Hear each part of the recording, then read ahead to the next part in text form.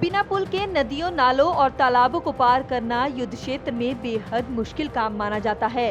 पुल न होने की वजह से युद्ध क्षेत्र में किसी भी देश की सेना का काम बाधित हो सकता है। ऐसी स्थितियों से निपटने के लिए शॉर्ट स्पैन ब्रिज बेहद कामगार साबित होते हैं। इस सिस्टम के जरिए अस्थायी पुल फटाफट बनकर तैयार होते हैं और सेनाएं अपनी मंजिलों तक पहुंच जाती हैं।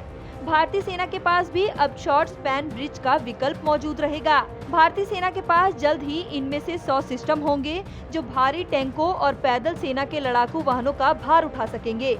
ऐसे सिस्टम पानी की वजह से आने वाली बाधाओं को आसानी से पार कर सकते हैं। पहले ऐसी स्थितियों से निपटने के लिए जिस सिस्टम का सहारा लेना पड़ता था, उसमें 30 से 40 लोगों के मदद की जरूरत पड़ती थी, जो मिलकर अस्थायी ब्रिज बनाते थे।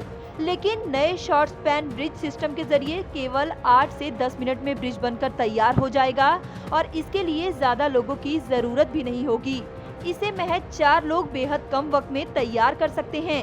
भारतीय सेना के लिए जहां पर टेरेन मुश्किल होती है और बहुत सारी बाधाएं होती हैं, क्योंकि रास्ते में या तो कैनाल पड़ते हैं, नाले पड़ते हैं या छोटी नदियां पड़ती हैं, वहां पर मूवमेंट काफ़ी मुश्किल होता है।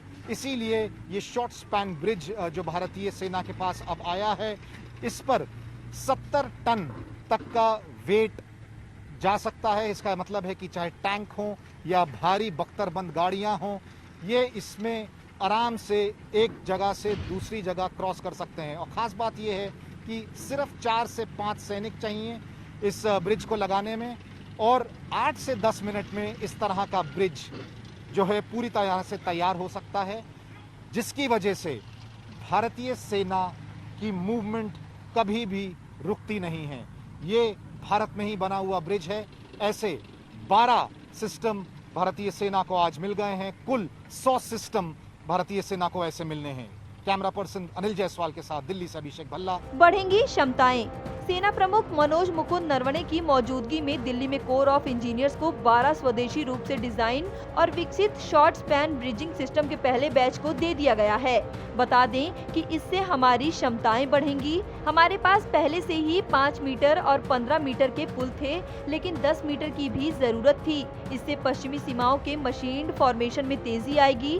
इस सिस्टम को DRDO ने डिजाइन किया है और लॉरेंस एंड टर्बो लिमिटेड ने इसकी मैन्युफैक्चरिंग की है। ब्रिजिंग सिस्टम को मिलेगी नई धार। ये सिस्टम बेहद खास है, जिसके जरिए ब्रिजिंग सिस्टम में तेजी मिलेगी। पानी को पार करने के लिए ऐसे संयंत्र सेना के लिए बेहद मददगार होते हैं। ब्रिजिंग की दुनिया में ये एक गेम चेंजर कदम साबित होगा। कोरोना के प्रतिबंधों के बाद भी ब्रिजिंग सिस्टम की सप्लाई सेना को मिलती रहेगी और अगस्त तक सेना को ऐसी ही कई शॉर्ट स्पैन ब्रिज दिए जाएंगे।